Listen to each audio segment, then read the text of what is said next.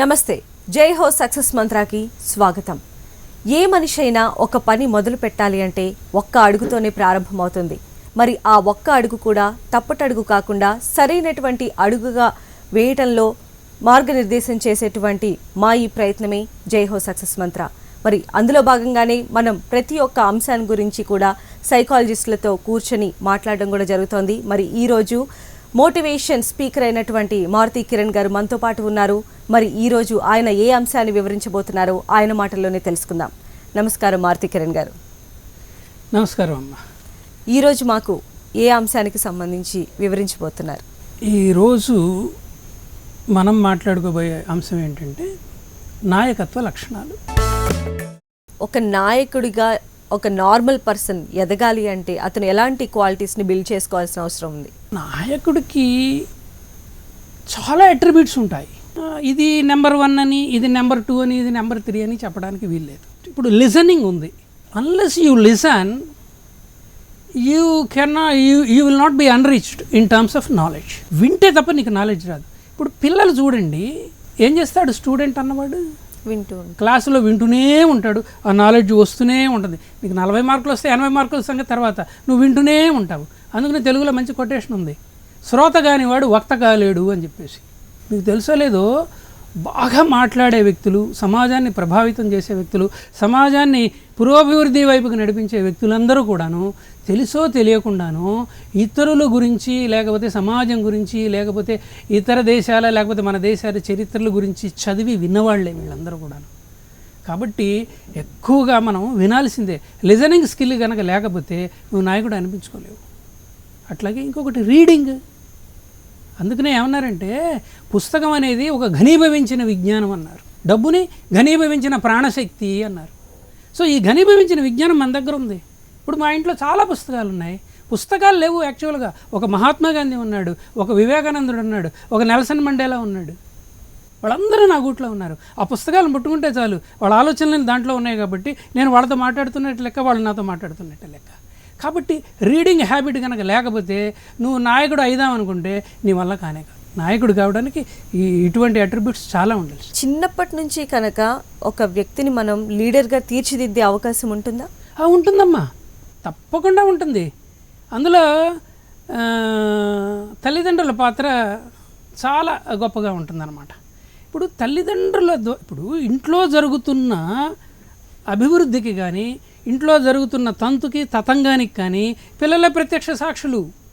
అమ్మ ఒడే మొదటి తరగతి గది. కాబట్టి అమ్మ మాటలు వినాలి. నాన్న ఏదన్నా ప్రయత్నాలు చేస్తూ ఉంటే ఆ లోతుపాతులు కూడాను పిల్లలతో డిస్కస్ చేయాలి. కుటుంబంలో ఉన్న వాతావరణాన్ని పిల్లలకి వీలైనంత వరకు దగ్గరగా కనుక చూపెడితే వాళ్ళు క్రైసిస్ మేనేజ్మెంట్ని నేర్చుకొని మెల్లమెల్లగా అడుగులేస్తూ ప్రాబ్లమ్ సాల్వింగ్ చేయడానికి దోహదపడుతుంది అన్నమాట వాళ్ళకి. కాబట్టి ఇల్లు దగ్గరకు వచ్చేటప్పటికి తల్లి ఒక నాయకురాలే, తండ్రి ఒక నాయకురాలే. కానీ ఇంట్లో జరుగుతున్న ప్రతి వాస్తవ పరిస్థితిని కూడాను వాళ్ళ కళ్ళ కట్టినట్టు వివరించాలి. ఒక సమూహంలో ఉన్నటువంటి వ్యక్తుల్ని మనం చూసామనుకోండి, అలా ప్రతి వ్యక్తి కూడా ఒక నాయకుడు అనేది కాలేడు. ఎందుకని? ఇప్పుడు నాయకుడు కావాలి అంటే యాక్చువల్గా కొన్ని ప్రత్యేకమైన పరిస్థితులు అతను కల్పించుకోవాలమ్మా. ఇప్పుడు నాయకుడిలో ఒక ముఖ్యమైన లక్షణం ఉంటుంది, అందరూ చేసే పని చేయడు, చాలా డిఫరెంట్గా చేస్తాడు. దాని ఏదో మనం లాటరల్ థింకింగ్ అనేది అంటుంటాము. నాయకుడు అన్నవాడు ఎప్పుడూ కూడాను ఏదో జనాల్ని లీడ్ చేస్తున్నాడంటే పొరపాటు. అందరూ మామూలుగానే చేస్తూ ఉంటారు, కానీ ఆయన ఆ పనిని చాలా డిఫరెంట్గా చేస్తాడనమాట. నాయకుడు అన్నవాడికి ప్రథమ లక్షణం అంటే నువ్వు ఏ పని అయితే చేయగలవో ఆ పని నువ్వు చేయకూడదు. నేర్చుకున్న తర్వాత అది జనాల చేత చేయించాలి. మరి నువ్వేం చేయాలి? కొత్త పనులు, నువ్వు చేయలేని పనులు నేర్చుకుంటూ ఉండాలి. అది నేర్చుకున్న తర్వాత మళ్ళీ ఇంకో కొత్త పని నేర్చుకునే నేపథ్యంలో ఈ పనిని వేరే వాళ్ళ చేత చేయించాలి. You have to lead the people. అందుకనే leader is a dealer in hope అని అంటారు. అది ప్రథమ కర్తవ్యం నాయకుడిది. అయితే ఇప్పుడు చాలామంది కూడా సక్సెస్ పీపుల్ని మనం చూస్తూ ఉంటాం. ఇప్పుడు ఒక సక్సెస్ సాధించినటువంటి పీపుల్ కూడా ఒక లీడర్గా ఎందుకు మారలేకపోతున్నారు? అంటే ఒక్కటమ్మా, ఇక్కడ సక్సెస్ అంటే సక్సెస్ అనేది దానికి నిర్వచనం ఏమిటి? ఇప్పుడు చిన్నపిల్లాడు ఉన్నాడు, వాడు 10th క్లాస్ ఎగ్జామ్స్ రాస్తున్నాడు, దాంట్లో 80% తెచ్చుకోవాలనుకుంటాడు, సక్సెసే. కానీ అంతటితో ఆగిపోతుందా? వాడు అక్కడితో ఆగకూడదు కదా. కాబట్టి సక్సెస్ అనేది it is only a small kind of vitamin అంతే. ఆ టైంలో నీకు ఆ ఎనర్జీ ఇస్తుంది. దాని తర్వాత నువ్వు ఎదుగుతున్న క్రమంలో నువ్వు మళ్ళీ నీకు కొత్త కొత్త గోల్స్ వస్తూ ఉంటాయి, నువ్వు వాటిని తీసుకుంటూ పోవాల్సిందే. సక్సెస్ అంటే లైఫ్లో సక్సెస్ అయిన ప్రతి వాడు కూడాను నాయకుడు అని అనడానికి వీల్లేదు. యాక్చువల్గా నాయకుడికి ఉన్న ప్రథమ లక్షణం ఏంటంటే సొసైటీలో కామన్గా ఏమేమి నెసెసిటీస్ ఉన్నాయి, ఏమేమి అవసరాలు ఉన్నాయి, వాటిని దృష్టిలో పెట్టుకొని వర్క్ చేస్తూ ముందుకు పోవటమే. దానికి ప్రాతిపదిక కుటుంబం. అక్కడి నుంచి వాడు నేర్చుకోవడం ప్రారంభించాలి. అప్పుడు సొసైటీలో వాడికి పేరు ప్రఖ్యాతులు సంపాదించుకునే ప్రయత్నంలో సొసైటల్ రిక్వైర్మెంట్స్ని దృష్టిలో పెట్టుకొని ఆ దిశగా అడుగులేస్తూ ఉంటే మెల్లమెల్లగా నాయకుడి లక్షణాలకు అతనికి అలవడతాయి అన్నమాట. అలానే ఇప్పుడు మీరు చెప్పినట్లు మెల్లమెల్లగా అలవాటు పడతాయి అని అంటున్నారు. అంటే అది విద్యార్థి దశ నుంచి ఒక కుటుంబ పోషణ కావచ్చు, తర్వాత సొసైటీలో తను మెలిగేటువంటి విధానం కావచ్చు, ఈ 3 దశల్లో కూడా మనిషి నేర్చుకోవాల్సినవి ఉన్నాయంటారు? ఉన్నాయమ్మా. ఇప్పుడు కాలేజీలో ఇప్పుడు చాలామంది రాజకీయ నాయకులను చూసాము. వాళ్ళు చాలామంది స్టూడెంట్ యూనియన్ లీడర్స్గా ఉన్నారు వాళ్ళు. అంటే వాళ్ళకి అప్పటి నుంచే జనాల్ని కన్విన్స్ చేయడము, ఒక దిశలో ఎట్లా వాళ్ళని నడిపించాలనేది మొదటి నుంచి వాళ్ళకి తెలుస్తూనే ఉంది. అది ఒక యాటిట్యూడ్గా మారిందనమాట. కాలేజీ నుంచి బయటకు వచ్చారు, యూనివర్సిటీకి వెళ్ళారు, యూనివర్సిటీలో కూడా ఒక లీడర్గా ఎదిగారు. దాని తర్వాత మళ్ళీ వాళ్ళు ఏం చేస్తున్నారంటే ఆ యాటిట్యూడ్ అంతటితో సరిపోదు, వాళ్ళు మెల్లగా జనజీవన సమితిలో కలవడానికి మళ్ళీ కొత్త కొత్త ప్రయోగాలు చేస్తూ ఉంటారు. చేసి ఆ విధంగా ఎదగడానికి ప్రయత్నిస్తూ ఉంటారు. స్కూల్ కానీ కాలేజీ కానీ ఇవన్నీ కూడాను నాయకుడికి స్టెప్పింగ్ స్టోన్ ఫర్ సక్సెసే. నాయకుడికి జ్ఞాపక శక్తి అనేది ఎంతవరకు దోహదపడేటువంటి అంశంగా మనం చెప్పుకోవచ్చు? జ్ఞాపక శక్తి లేకపోతే అసలు నాయకుడు ఎట్లా అవుతాడు? నీకు ఒక ఆలోచన వస్తుంది, జనాలు కమ్యూనికేట్ చేస్తావు, మళ్ళీ 2 రోజుల తర్వాత అది మర్చిపోతావు, ఆ పని అక్కడ సగంలోనే ఉండిపోతుంది. అటువంటిప్పుడు నీ జ్ఞాపశక్తి లేకపోతే ఎట్లా? ఇంకొకడు నాయకుడు అన్నవాడు ఏంటంటే ఎప్పుడు ప్రజల్లో మమేకమై జీవిస్తూ ఉంటాడు.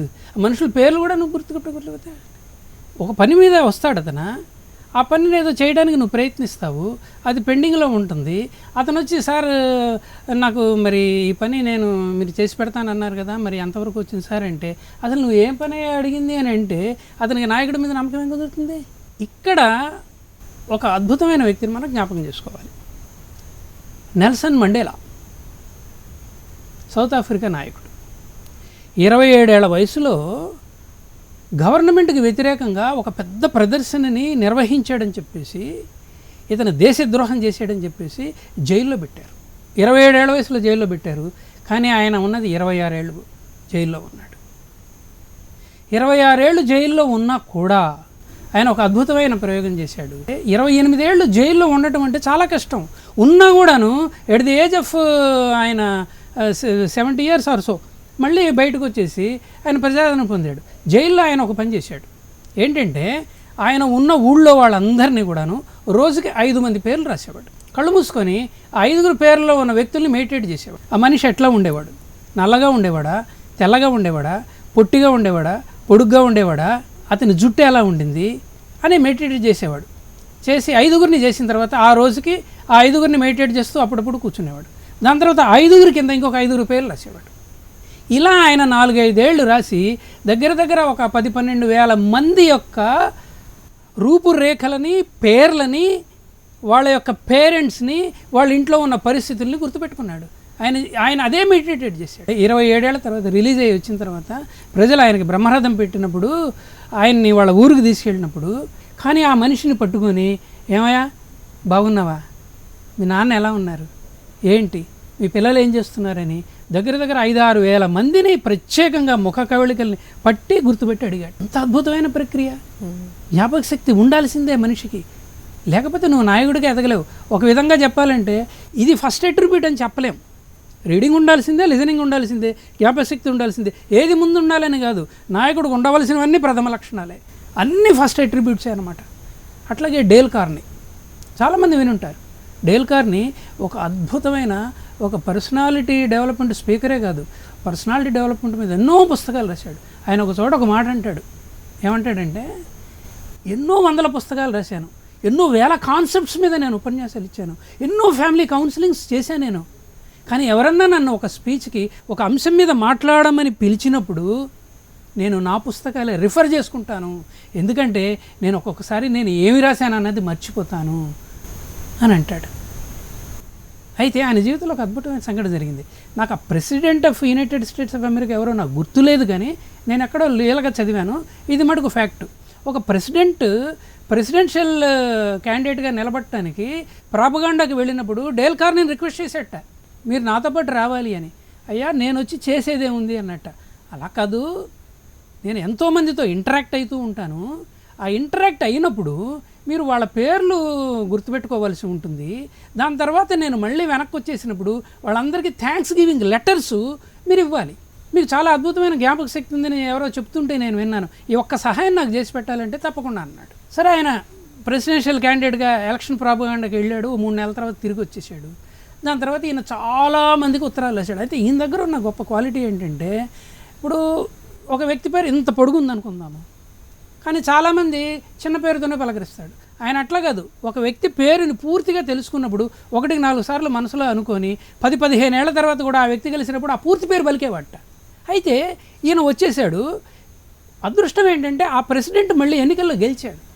ఎందుకంటే ఎవరి దగ్గర అయితే నువ్వు సహాయం తీసుకున్నావో వాళ్ళందరికీ నువ్వు కృతజ్ఞత కనుక చెబితే వాళ్ళ మనసులో మిగిలిపోతావు. ఒక మనిషి వచ్చి అడిగట్ట, ఏమంటే డేల్ కార్నీ గారు, మీరు ప్రెసిడెన్షియల్ ఎలక్షన్లో చాలా హెల్ప్ చేశారు కదా, ఆయన గెలిచాడు కదా, దానికి మీ జ్ఞాపశక్తే కారణం కదా. వీళ్ళు అనుకుంటుంటే నేను విన్నాను, మీరు అవలీలగా ఒక స్ట్రెచ్లో 10,000 మందిని జ్ఞాపకం పెట్టుకుంటారట వాళ్ళ పేర్లతో సహా. నిజమా అని అడిగాడు. అయితే ఆయన అన్నాడు, మీరు విన్నది తప్పండి, నేను ఆల్మోస్ట్ రమారమి 30-40 మంది పేర్లను నేను గుర్తుపెట్టుకోగలను అన్నట్టు. ఈరోజు వ్యక్తిత్వ వికాస ప్రపంచంలో డేల్ కార్నీ పుస్తకాలు చదవకుండా మనవి చాలా ఉన్నాయి. భారత భాగవత రామాయణాలు చాలా ఉన్నాయి. అవి కూడా గొప్ప విజ్ఞాన సంపద. మన వ్యక్తిత్వాన్ని, మన ఔన్నత్యాన్ని పెంచుతాయి, సమాజ అభివృద్ధి కూడా తోడ్పడతాయి. కానీ వ్యక్తిత్వ వికాస ప్రపంచంలో డేల్ కార్నీ పుస్తకాలు చదవకుండా ఉన్నట్లయితే మనం ఏదో మిస్ అయినట్టు ఫీలింగ్ కలుగుతుంది అనమాట. సో జ్ఞాపక శక్తి లేకపోతే చాలా కష్టం అమ్మా. లీడర్ అన్నవాడికి జ్ఞాపక శక్తి ఒక అసెట్ అంతే. ఒక మంచి శ్రోత కాలేని వ్యక్తి ఒక మంచి వక్త కాలేదు అని అంటున్నారు. సో అంటే ప్రతి ఒక్కరిలో కూడా ఆ వక్త దాగి ఉంటాడు, కానీ బయటకు తీసేటువంటి మార్గం తెలియక తడబడిపోవటం లేదా వెనకడుగు వేయటం కానీ ఇలా చేస్తూ ఉంటారు. మరి ఆ వక్తను బయటకు తీసుకురావడం ఎలా? అంటే ప్రతి మనిషిలో కూడాను ఒక వక్త దాగుంటాడు అన్నది నిజమే. కానీ అతన్ని ఎలా బయటికి తీసుకురావాలి అంటే, ఇందాక మనం అనుకున్నదే, తల్లిదండ్రులు లేకపోతే నాయనమ్మలు లేకపోతే తాతయ్యలు వీళ్ళకి పిల్లలకి మంచి మంచి నీతి కథలు అవి చెప్తూ ఉండాలి. ఒక నాయనమ్మకి రోజు వాళ్ళ మనవడికి ఒక కథ చెప్పే అలవాటు ఉంది. వాడు ఆ కథ చెబితే కానీ వాడు నిద్రపోడు, వాడు ఆ కథ చెబితే కానీ అన్నం తిండు. సరే, ఒకరోజు ఏమైందంటే ఈ ఒళ్ళో కూర్చోబెట్టుకొని ఆమె జీవిత అనుభవాలన్నీ క్రోడీకరించుకొని రోజుకు ఒక కథ చెబుతూ ఒక కథ చెప్పడం ప్రారంభించింది. ఎందుకో ఆ కథ వింటూ ఉంటే మధ్యలో, నాయనమ్మ ఒక్క నిమిషం ఆగు, నేను ఇప్పుడే వస్తానన్నాడు. పాప వీడికి ఏమైనా ఇబ్బంది వచ్చిందేమో, వెళుతుందేమో అని అనుకొని, సరే నాన్న వెళ్ళిరా అన్నాడు. వీడు 2 నిమిషాలు తిరిగి వచ్చి, చెప్పు నాయనమ్మ అన్నాడు. నాన్న ఎక్కడికి వెళ్ళొచ్చావు అంది.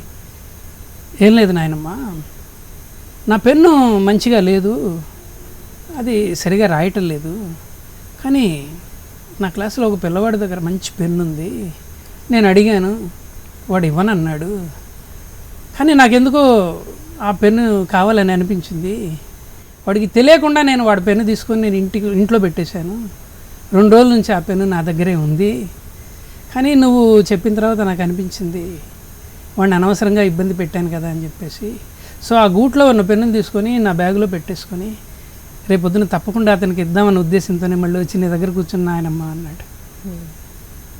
చూడండి, ఒక నైతికత పిల్లవాడిలో బామ్మ లేకపోతే నాయనమ్మ చెప్పే మాటల ద్వారా ప్రవేశించింది. ఎప్పుడైతే నీకు ఒక మంచి బేస్ ఏర్పడిందో ఆ బేస్ మీద నువ్వు ఎంత అద్భుతమైన కన్స్ట్రక్షన్ అయినా కట్టగలవు అన్నమాట. కాబట్టి తల్లిదండ్రుల పాత్ర చాలా ముఖ్యం. పిల్లలకి ఇన్పుట్స్ ఇవ్వకపోతే వాడు నాయకుడిగా ఎదగలేడు. పిల్లలు ఎప్పుడన్నా మాట్లాడటం కనుక ప్రారంభిస్తే వాళ్ళని ఆపకూడదు. చాలామంది తల్లిదండ్రులు చేస్తున్న పొరపాటు అదే. అరే ఇక చాలేరా ఊరుకో అంటాడు. ఎవరిలో ఏ కళ దాగుందో తెలియదు. ఇప్పుడు నా వరకు నేను చెప్తాను, నాకు మొదటి నుంచి కూడాను ఎవరన్నా అద్భుతంగా మాట్లాడుతుంటే వినాలి అన్న ఒక కోరిక నాకు ఎందుకు వచ్చిందో నాకు తెలియదు. ఎవరన్నా మాట్లాడుతుంటే నేను గంటల తరబడి వింటుంటే, ఇప్పటికి కూడా వింటూ ఉంటాను. నాయకుడు కావడానికి విజన్ తనకున్నటువంటి విజన్ అనేది ఏ రకంగా దోహదపడుతుంది అనుకోవచ్చు? అమ్మ, మనిషి ఎదిగే క్రమంలో మొదట గోల్స్ ఉంటాయి. ఆ గోల్ రీచ్ అయిన తర్వాత ఒక సక్సెస్ అనే ఒక సంతృప్తి మిగులుతుంది. అట్లా చిన్న చిన్న గోల్స్ని సాధించుకుంటూ పెద్ద పెద్ద గోల్స్కి వెళుతూ ఉంటే పెద్ద పెద్ద సంతృప్తులు మిగులుతూ ఉంటాయి. ఒక స్టేజ్కి ఎదిగిన తర్వాత సమాజంతో ఎప్పుడైతే మమేకమై ఒక మనిషి జీవించాలి అని అనుకుంటాడో, ఈ యాటిట్యూడినల్ చేంజెస్ వల్ల అతను ఒక పెద్ద ప్రాజెక్టుని తీసుకొని సమాజాన్ని ఏదో ఒక రకంగా నా యొక్క తెలివితేటలతో, లేకపోతే నా యొక్క వాగ్దాటితో, నా యొక్క ఆలోచనలతో ఇన్ఫ్లుయెన్స్ చేయించాలి అని అనుకుంటాడు. అటువంటప్పుడు ఏంటంటే అతనికి లాంగ్ విజన్ ఉండాల్సిందే. విజన్ అంటే అది ఒక్కసారిగా రాదు. అది ఇప్పుడు మనతో పాటు చిన్న మొక్కలాగా పెరిగి అది మహావృక్షం అయినప్పుడే చాలామందికి నీడనిస్తుంది. దాన్ని మనం విజన్ అనాల్సి వస్తుంది. అంతేగాని సక్సెస్కి విజన్కి చాలా తేడా ఉంది. సరే, ఇది ఒక పెద్ద సబ్జెక్ట్ అనుకోండి. నేను ఇక్కడ ఒక మంచి ఉదాహరణ చెప్పడానికి ప్రయత్నిస్తాను. ఇప్పుడు మదర్ తెరిసా గురించి మనందరికీ తెలుసు. మదర్ తెరిసా గురించి మన దేశంకి సంబంధించిన వ్యక్తి కాదు. ఎక్కడో ఒక వ్యక్తి భోజనానికి అల్లాడిపోతూ చావు బతుకుల్లో ఉన్నప్పుడు అతనికి కుష్ఠరోగం కూడా ఉందని తెలిసినప్పుడు తీసుకొచ్చి ఆమె జీవన ప్రయాణాన్ని సాగించింది. ఈ నేపథ్యంలో ఒక చిన్న సంఘటన జరిగింది. 1969లో రష్యా వాళ్ళు మొట్టమొదటిసారిగా రాకెట్ని చంద్రమండలం మీదకు ప్రవేశపెట్టారు. యూరీ గగారిన్, కాలిన్స్ వీళ్ళు ఉన్నారన్నమాట. అలా వెళ్ళిన తర్వాత అదొక అద్భుతమైన ప్రక్రియ. అసలు చిన్నపిల్లలకి చందమామను చూపెడుతూ భోజనం పెట్టే ఆ నేపథ్యంలో ఉన్న, ఆ రోజుల్లో ఉన్న ఆ చిన్న చిన్న ఆలోచనలతో ఉన్న ఆ సమాజంలో ఒక అద్భుతం జరిగింది. చంద్రమండలం మీదకి రాకెట్ని ప్రవేశపెట్టడం జరిగింది. చంద్రమండలం మీద యూరి గగారిన్ అనే వ్యక్తి అడుగు మోపాడు. చాలా అద్భుతం అనిపించింది. సరే, వెంటనే మదర్ తెరిసా దగ్గరికి వచ్చి అడిగారట, మీకు కూడాను మరి చంద్రమండలం మీదకి వెళ్ళాలని ఉందా అని. వెంటనే అంది, ఎక్కడైతే అన్నార్తులు ఉంటారో, ఎక్కడైతే ప్రేమకి కరువై జనాలు తప్పిస్తూ ఉంటారో, సమాజం యొక్క ప్రేమ వాత్సల్యాన్ని కోల్పోతారో, వాళ్ళు కనుక నిజంగా అక్కడ ఉంటే నేను తప్పకుండా అక్కడికి వెళ్తాను, ఏ మాత్రం సందేహించను అని అంది.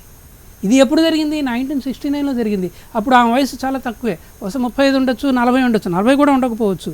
తర్వాత at the age of 80-85 years she left the planet. కానీ ఆమె ఆ జీవితంలో క్రోడీకరించుకున్న అనుభవాన్ని ఒక లెగసీగా ఇక్కడ మరి ఎట్లా వదిలిపెట్టి వెళ్ళింది అంటే, ఆమె చనిపోయిన తర్వాత కూడాను ఆ కార్యక్రమం ఈ భూమి మీద నడుస్తున్నది. అది విజన్ అంటే. చనిపోయిన తర్వాత కూడా నేను కార్యక్రమం ఇక్కడ నడవాలి, అది ఎంతోమందికి అన్నం పెడుతూ ఉండాలి, సమాజ అభివృద్ధికి, దేశ అభివృద్ధికి తోడ్పడాలి. దాన్ని విజన్ అంటారు. అది పరిణామక్రమంలో మెల్లమెల్లగా వయసుతో పాటు, అనుభవంతో పాటు, సమస్యలతో పాటు, ప్రాబ్లమ్ సాల్వింగ్ మెకానిజంలో అది ఒక విధమైన ఉత్కృష్ట దశ. దానికి నాయకులు కూడా విజన్తో ఉంటే దేశం ఇంకొంచెం తొందరగా అభివృద్ధి పదంలోకి నడుస్తుంది. ఒక లీడర్కి ఉండాల్సినటువంటి క్వాలిటీస్, మనం లిజనింగ్ కావచ్చు, లేదా స్పీకింగ్ క్వాలిటీస్ కావచ్చు, ఒక విజన్ కావచ్చు, ఇలా చెప్పుకుంటూ వెళ్తూ ఉన్నాం. అయితే ఫస్ట్ తాను ఒక లీడర్ని అని చెప్పి ఐడెంటిఫై చేయడం కూడా అంతే ఇంపార్టెంట్ కదా. అంటే తనలో ఉన్నటువంటి ప్లస్లు కావచ్చు, మైనస్లు కావచ్చు, ఫస్ట్ తనని తాను తెలుసుకోవాల్సినటువంటి అవసరం ఉంది కదా. ఒక మనిషి నేను లీడర్ని అని అనుకోవడంలో తప్పు లేదు. ఒక్కొక్కసారి నువ్వు అనుకున్నంత మాత్రం కూడా ఉపయోగం లేదు. ప్రజలు నిన్ను గుర్తించాలి. లీడరు ప్రజల నుంచే వస్తాడు, నిజమే, నేను కాదంటలే. కానీ లీడర్ కావాలన్న ఆలోచన ఇతరుల నుంచే వస్తుంది. ఈ ఆలోచనని పెంచి పోషించుకునే బాధ్యత ఒక వయసు వరకు ఈయన మీద ఉంటుంది, కొంతకాలం తర్వాత కుటుంబం మీద ఉంటుంది, కొంతకాలం తర్వాత సమాజం మీద కూడా ఉంటుంది. నువ్వు నీ ఆలోచనలకి, నీ ప్రతిస్పందనలకి సమాజం కానీ కుటుంబం కానీ రెస్పాండ్ కాకపోతే నువ్వు నాయకుడు కాలేవు, కాలక్రమంలో నువ్వు విజనరీ కూడా కాలేవు. ఇప్పుడు చూసినట్లయితే కొంతమంది అంటే లీడర్గా ఉండి గొడవలు, కొట్లాట్లు, వీటిల్లోనే లీడర్షిప్ అన్నటువంటి ఫీలింగ్లో ఉంటూ ఉంటారు కొంతమంది యువత కావచ్చు. అలాంటి వారికి మీరు ఎలాంటి సజెషన్స్ ఇస్తారండి? తెలుగులో ఒక మంచి కొటేషన్ ఉంది, స్వార్థం లేని సంకల్పం సాకారమై తీరుతుంది అని. అంటే ఏంటి? నీ సంకల్పంలో ఎట్టి పరిస్థితుల్లో కూడాను స్వార్థం ఉండకూడదు. స్వార్థం ఉంది అంటే ఆ సంకల్పం నెరవేరదు, నువ్వు అనుకున్నది సాధించలేవు. ఒకవేళ స్వార్థంతో నీ సంకల్పం ఉంది, దాన్ని చేయడానికి ప్రయత్నిస్తావు, అది నెరవేరినట్లే కనపడుతుంది, కానీ ఎక్కువ కాలం నిలబడదు. అది స్వార్థం అనేది ఒక విషయం లాంటిది. స్వార్థం లేని సంకల్పం గనక ఉంటే దాన్ని ఎవ్వరూ ఆపలేరు. అక్కడే ప్యూరిటీ ఆఫ్ థాట్ వస్తుంది, ప్యూరిటీ ఆఫ్ యాక్షన్ వస్తుంది, అండ్ ప్యూరిటీ ఆఫ్ ఎక్స్ప్రెషన్ వస్తుంది. నువ్వు ఏది మాట్లాడినా జనాలు నమ్ముతారు, ఎందుకంటే నీ సంకల్పంలో ఎట్టి పరిస్థితుల్లో కూడా స్వార్థం లేదు. మనిషికి ముందు స్వార్థం ఉండకూడదు. మీరు అన్నట్టు ఇక్కడ ఒక విషయము, కొంతమంది రాజకీయ నాయకులు ఉన్నారు, వాళ్ళు ప్రజల్లోకి చొచ్చుకుపోవాలని ప్రయత్నిస్తున్నారు, కానీ వాళ్ళల్లో స్వార్థం చోటు చేసుకుంది.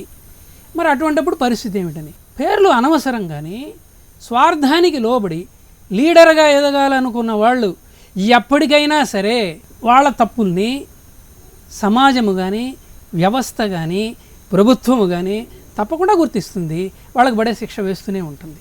స్వార్థంతో పోయి నువ్వేదో కూడబెట్టాలనుకుంటావు, 5 పైసలు పనిచేసి 10 రూపాయల లెవెల్లో ఫోజు పెట్టాలనుకుంటావు, చివరిగా తెలిసిపోతుంది ఎంతమంది నాయకులు స్వార్థంతో ఉన్నవాళ్ళు కటకటగా లెక్కించటం లేదు ఇప్పుడు. కాబట్టి నువ్వు నిజమైన నాయకుడు కావాలంటే, నిజమైన విజనరీ కావాలి అంటే నీ సంకల్పంలో స్వార్థం ఉండకూడదు. నాయకుడు అంటే ఎవరమ్మా? ప్రజానాయకుడు, ప్రజలకు సేవ చేసేవాడే, బస్ అంతే. రైట్. నాయకుడికి కావాల్సినటువంటి లక్షణాలు, అదేవిధంగా ఏ రకంగా మనల్ని మనం నమ్మినట్లయితే మనం అనుకున్నటువంటి సిద్ధాంతాలతో మనం ఒక నాయకుడిగా మారుతాము అని చెప్పి చాలా చక్కగా వివరించారు. Thank you so much Maruthi Kiran గారు. నమస్కారం. Thank you.